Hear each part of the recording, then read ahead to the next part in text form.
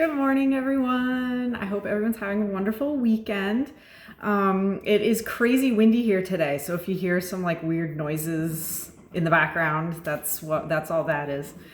Today I'm going to continue my mini series, I guess you could call it, on the macros, and today I'm going to talk about carbs.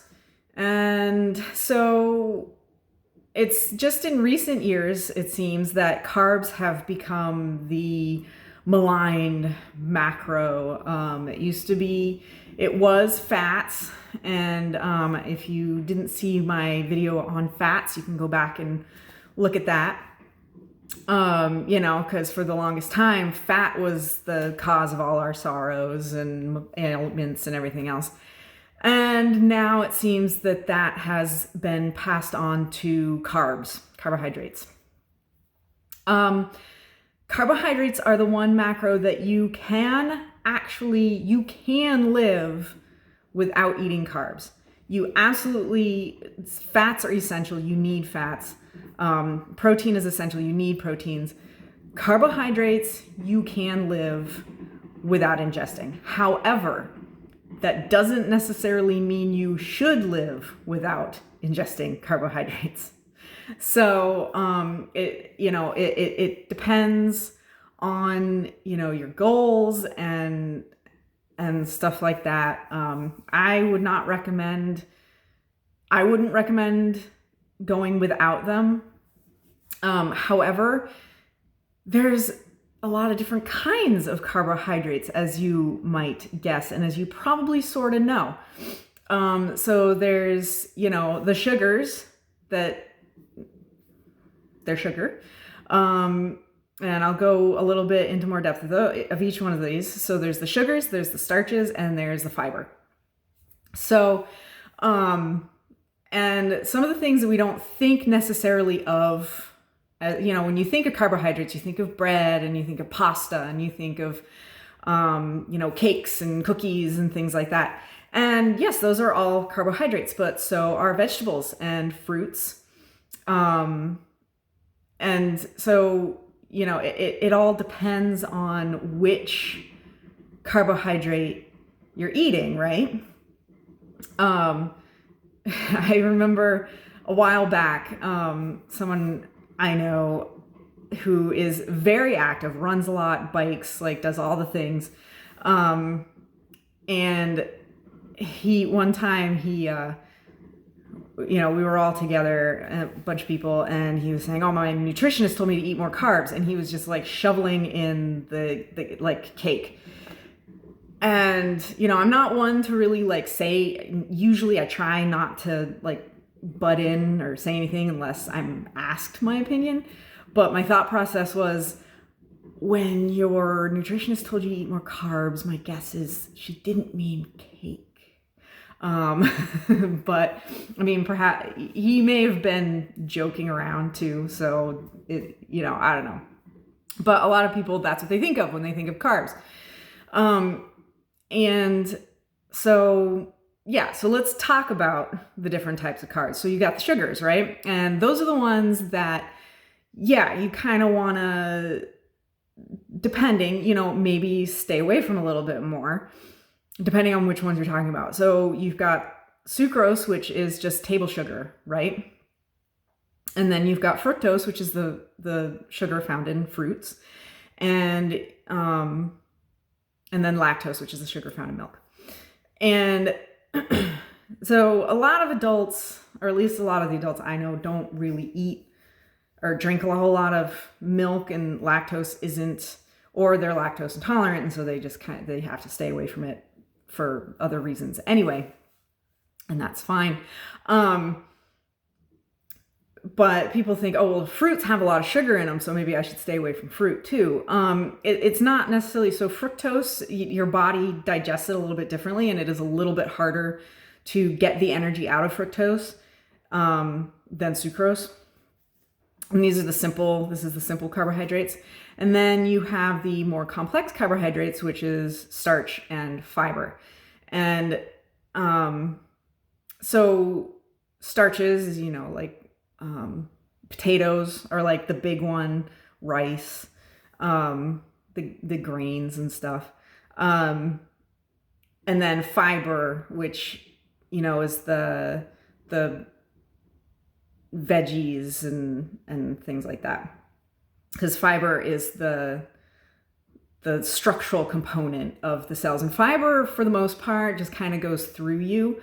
That's the one that you talk about, like, bulking up stools and getting your digestive tract going a little bit faster and stuff like that. And there's some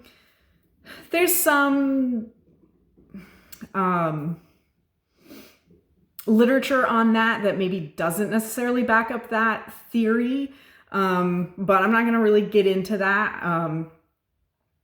And fiber is one of those things, like, it's kind of up to you. There's better, I think that there are better ways if you deal with constipation, stuff like that, than eating fiber. And so starches are also kind of, like I said, they're a little bit maligned, like potatoes and things. But how do most people eat potatoes? In the form of French fries, which, when you deep fry them, they're not good for you anymore. But potatoes actually have a lot of nutrients. And when you cook them, let them cool, and then reheat them, they actually lose a lot of their glycemic index, which is how much a food has the potential to raise your blood sugar. So the thing with potatoes, if you want them to not raise your blood sugar as much, as you need to cook them, let them cool, and then recook them, because it changes the structure of the starch and all that stuff. So, and rice as well is a pretty nutrient dense carbohydrate. So when we talk about carbohydrates, we really want to talk about, kind of like fats, we really want to talk about which ones we're eating. Yeah, if you're eating a lot of cake and pie and cookies and, white bread, this is not going to be that good for you. But if you're eating a lot of vegetables and fruits and whole grain, not,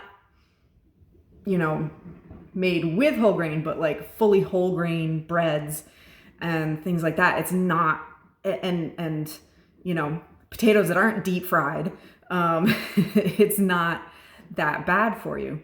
And the other thing about potatoes is usually people eat them with like giant meals. You're eating them on Thanksgiving or whatever, and it's like, oh, it's the potatoes that made me fat. It's not all the other stuff.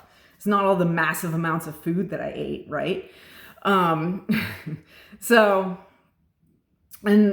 like a lot of people think that they need to go on low carb diet, like restrict carbs. Well, restrict the sucrose type carbs. That's what I would say about that. And you will find, and I'm actually finding this because I have a wicked sweet tooth and I love my ice cream and my cake and my cookies and all of those things. And I'm actually finding that as I've eaten less of them, I crave them less. And I also find that and I'm not sure if it's because I eat them less and so they affect me more, or if I'm just kind of paying attention more to how they're affecting me and how I don't feel that great after I eat them. Not that I don't have my days where I still eat things that aren't very good for me, like the donuts I had for breakfast this morning. And I feel like hell now because I ate donuts for breakfast. And I haven't had donuts in, I think years. So I'm just realizing, and I don't want to eat them again because they taste good, but now I don't feel great. Like I just kind of like my stomach's kind of off and my head's kind of foggy and I have really low energy. And I think that people that, switch to a low carb diet or people that maybe think they're gluten intolerant because, when I eat carbs, I don't feel well. So then they switch to a low carb diet thinking it's the gluten that's making them not feel well, Well, what happens when you switch to a low carb diet? All of a sudden you're not eating all the junk foods, right? That are like really high in carbs. You're not eating chips. You're not eating ice cream and cake and all these things. Oh, well, I'm low carb. You're not eating white bread because you're gluten free. And it's not necessarily the gluten that's making you not feel well. It's the massive amounts of like pure sugar, basically, that you're eating that's making you not feel well. And when they switch, they realize that, oh, and then they tell themselves, like, it was the gluten and I feel so much better now. Yeah, you feel better because you're not eating crap. You're eating better food. And you're eating more nutrient dense food, and you're eating less of it because it's more satisfying, and you're getting the nutrients that you need from it. Because if all you're eating is very, food that's really just nutrient deficient, your body, even though your stomach might be full, your body doesn't have what it needs, and so it still gives you that hunger signal because it's not getting the nutrients that it needs. And so you can find very nutrient dense carbohydrates that will satisfy you and that won't necessarily make you gain weight or make you feel ill because you ate it. And it's not because of the carb, it's not because of the carb itself, it's because of the type of carbs that you're eating. And I also want to get into a teensy bit about like the timing of eating carbs. So if you're an